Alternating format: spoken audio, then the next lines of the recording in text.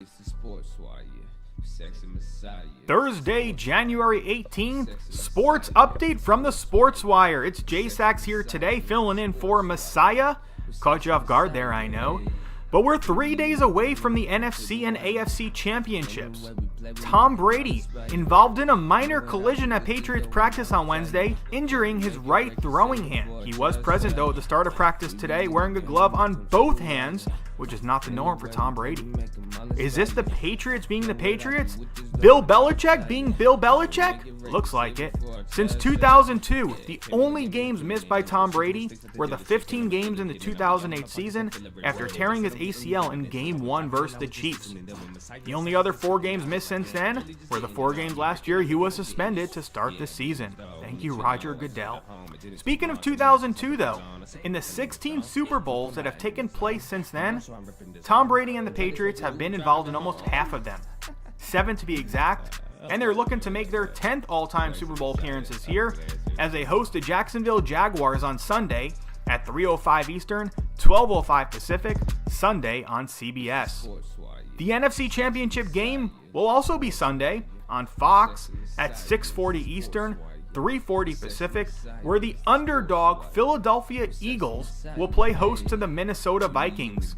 Case Keenum and his Angels in the outfield will look to keep the magic alive as the Eagles and Nick Foles look to pull off the upset at home. With a victory, the Eagles would be making their first Super Bowl appearance since 2005, when Donovan McNabb and the Eagles, without an injured Terrell Owens, lost to Tom Brady and the Patriots 24-21 at Alltel Stadium in Jacksonville, Florida. On the hardwood in the NBA, only 4 games this evening. 2 nationally televised games as the top team in the Eastern Conference, Boston Celtics, look to bounce back after an overtime loss on Tuesday.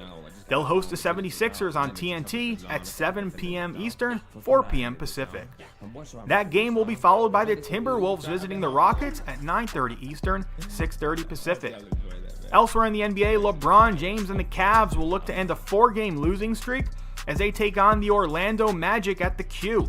The Magic have also lost 4 of their last 5.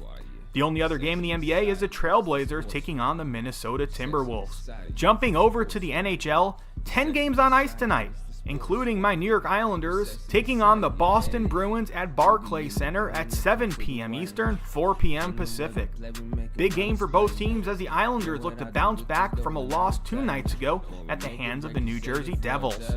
Speaking of the Devils, they're hosting the top team in the Metro, Washington Capitals, where Alex Ovechkin will look to add to his league-leading 28 goals on the season. You can catch the New York Rangers, where they will take on the Buffalo Sabres, 7:30 Eastern, 4:30 Pacific, at Madison Square Garden on NBC Sportsnet. That'll be followed by the reigning Stanley Cup champs, Pittsburgh Penguins, making their one and only visit this season to the Staples Center to take on the Los Angeles Kings.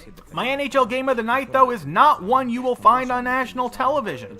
It'll be the 2 top teams in hockey facing off at 7:30 Eastern, 4:30 Pacific, when the East-leading Tampa Bay Lightning host the top team in the West, the Vegas Golden Knights. Yeah, you heard that correct, the Vegas Golden Knights. They are an NHL team, this is their first season, and they are the top team in the West, the best expansion franchise ever.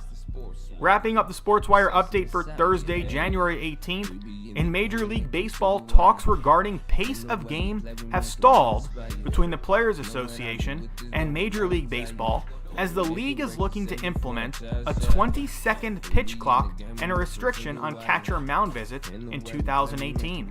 The proposed pitch clock would allow for 20 seconds between offerings for big leaguers, 2 seconds fewer than the average of 22 seconds between pitches in 2017. If there is a violation from the pitcher, it would result in a ball being assessed to the count. If the violation was on the batter, it would lead to a strike being incurred. MLB is looking to impose these changes regardless if the union signs off or not. That's all from the Sports Wire. Saks here. We'll see you tomorrow with our daily sports update. I hope y'all enjoy that, man. Saks and Massieh, Uncle Answers, I'm out.